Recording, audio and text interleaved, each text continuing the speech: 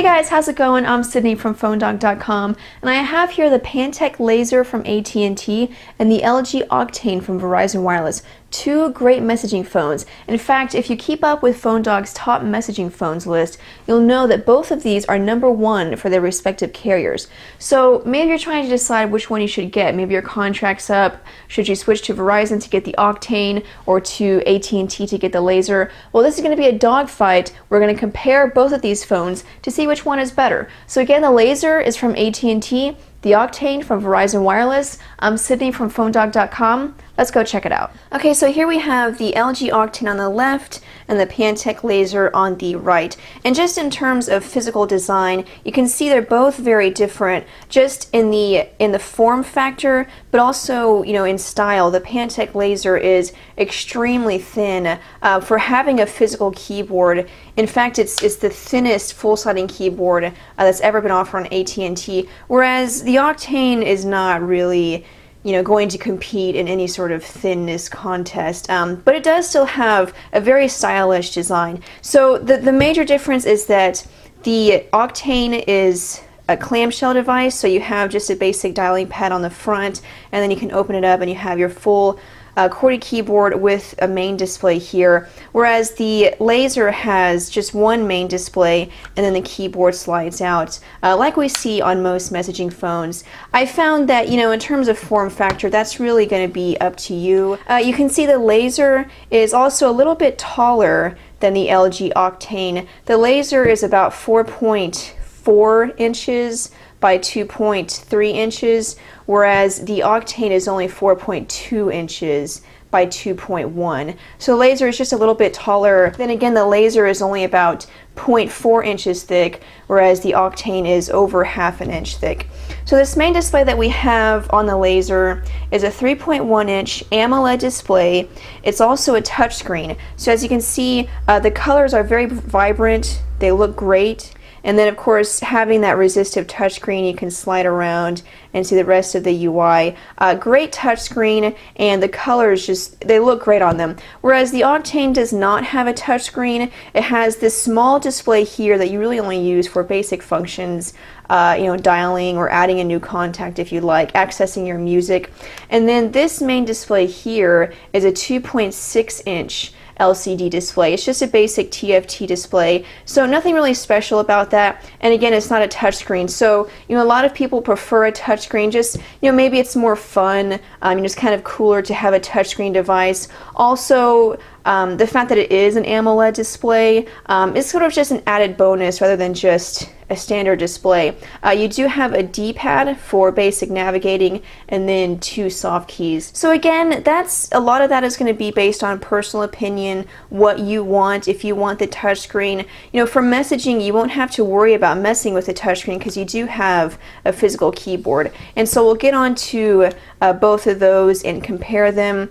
Here's the Octane keyboard. 4 rows, space bars within a row of letters, and you have your dedicated number row. You have shift function. This is a shortcut to go to messaging, and then this is a shortcut to take you to your favorite contacts. Pretty standard. The keys are pretty plasticky, sort of firm, but, you know, not too bad. I mean, this is a really great keyboard. And then you have the Laser, which is set up a little differently. The keys are more rubbery, whereas on here they were kind of plasticky. These are more rubbery. They're not mushy, they're still pretty firm, but they do have kind of a grippy, tactile feel to them. Then you have dedicated spacebar row with .com, period, comma, function, question mark, your shift key. I really like this keyboard. I mean, they're both decent keyboards, and in testing them out, you know, it's the 2 greatest keyboards on messaging devices these days. But I have to say that I personally prefer the Laser just because it has a dedicated spacebar row, and then it has more shortcut buttons. You have a period key, a question mark key, a comma key, and a .com key, whereas on the Octane you only have the period key, and then you have to use function to get to everything else. Also, the Octane doesn't quite, it has a backspace. You use the clear button for backspace, but it's sort of awkward, it's in a weird place. It doesn't say back, and so you kind of just have to, figure that out, that that's the back button. Whereas here the back button is in the normal place. Also, just for typing, it's more spacious. It's laid out much better, the spaces between the keys. Personally, I really think the Laser's keyboard is much better. And if you ever get your hands on these, you may test it out and feel differently. But just, coming from me, the person that's been testing them out, if you want my opinion, I think the Laser has a better keyboard, but they're both great. It's also worth noting that because the Laser is taller, this also translates into the keyboard being wider. And so here, again, you have 4.4 inches, nearly 4.5 inches of real estate for the keyboard, whereas on the Octane, you only had 4.2 inches to begin with, and then a large chunk of that is taken up with the D-pad, so it's even smaller. So, very detailed analysis, but basically, in my personal opinion, the Laser's keyboard is better, but they're both awesome, and you can test them out if you'd like to. They do both have threaded text messaging, and you can scroll through. Again, the Laser has a touch screen, whereas the Octane, you're going to use a D-pad. But both have threaded text messaging, so that's a very nice feature. Let's move on to the basic UI of each device. The Laser has a very innovative UI that brings a lot of features that we've seen before, kind of does them a little differently, and then it adds a couple of new features. So I'll just show you. Basically, you have 3 screens, one screen for the clock, one for your favorite contacts, and then another screen for shortcuts and widgets. Then you have a dock at the bottom for dial contacts, messages, and then the menu. The Octane is a little bit different. You have the front display, which you can use to get to your messages, to view your messages or send a message, contacts, music, pictures, and then your settings. You can change this theme if you'd like. And then once you open it up, you have the 2 shortcuts for message, contacts, and then you push the OK button to get to the menu. Then you have just your basic standard menu. So, on the Octane, the UI is a little more standard, something that you see on, a lot of messaging phones, just with the main menu, and then you get to your different programs. Whereas on the Laser, just a little more interesting, a little more, I guess, fun. Kind of changes it up a little bit. So, again, that's going to be personal preference. And then you do have the main menu where you can go to all your programs. So both UIs work great. They're both very simple. Neither one of them is overly complicated. It just depends on if you prefer basic standard main menu with all of your items, or something that kind of adds a couple more features and makes it a little more interesting. Now, both of the phones have a camera.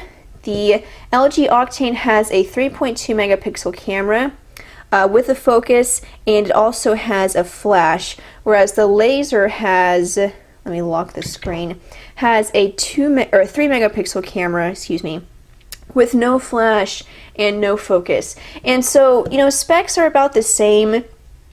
You do have the advantage of the flash on the Octane, but they're both pretty standard cameras. In testing the Octane, it wasn't outstanding. Usually if you have a 3.2 megapixel camera that has a focus and a flash, picture quality is usually pretty great, but I didn't really find that to be true. So, even though the numbers are a little different, the specs are different, I would say the cameras are pretty comparable, except for the fact that the Octane does have a flash. Now, in terms of media, both phones have a micro SD card slot. So you can see there's the one on the Octane. The Octane supports up to 16 gigabytes of memory, whereas the Laser supports up to 32 gigabytes of memory. Now, in order to get to the SD card slot, you have to take off the battery cover. So, more memory, more capabilities on the Laser, but the disadvantage is that the Laser does not have a headphone jack. Because the phone is so thin, there's no headphone jack, no 2.5 or 3.5. You just have this micro USB port at the top that you can buy a set of headphones for, whereas the Octane, it has a 2.5 millimeter headphone jack. So still not, very standard, not the 3.5, but it's definitely better than not having a headphone jack at all, which is what you get on the Laser. Now, whenever you talk about pricing, the Laser is on AT&T, the Octane is on Verizon, and they're both the same price, $99.99 on contract for both phones. And I think the Laser is definitely worth the $99.99. You get a lot. You get a very stylish device. You have the AMOLED display. It's a touchscreen. You have a great physical QWERTY keyboard. The Octane, I'm not quite sure if I would want to pay $99 for it, because it's still it has sort of an outdated design. The UI is something that's been around for a long time. It's something that we've seen for a while, and just not a lot of updates to it. And so and then it's kind of bulky. It has a very stylish design, but it's still kind of bulky. And then again, the UI is something that we've seen for a couple of years now, whereas the Laser is very fresh and very different. So that's my personal opinion. I think that the Laser is worth $99. I don't really think the Octane is worth it, but you may feel it differently. But they are both the same price, $99 on contract. So that is pretty much it, guys. The LG Octane from Verizon Wireless and the Pantech Laser from AT&T. And you can be the judge. You decide which one you would prefer. They both have plus and minuses. They both have pros and cons. They both have great physical QWERTY keyboards. I happen to prefer the Laser, but they both have great physical keyboards.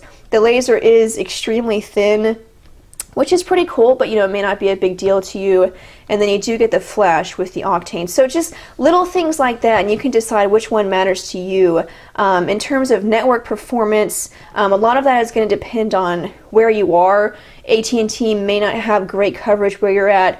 Verizon may not have great coverage where you're at. But call quality is a lot going to depend on just coverage in your area. So you guys can decide, but thank you so much, guys, for watching. Be sure and check out PhoneDog.com for more news, updates, and reviews. Also, check out PhoneDog's Facebook page, where you can enter to win one of 100 iPads and 2 tickets to the 2011 Super Bowl. If you'd like to, you can follow me on Twitter. My screen name is It's My Job to Know, so you can come and ask any questions, and I'll try my best to answer them. So thanks again for watching. I'm Sydney from PhoneDog.com, and I'll see you guys later.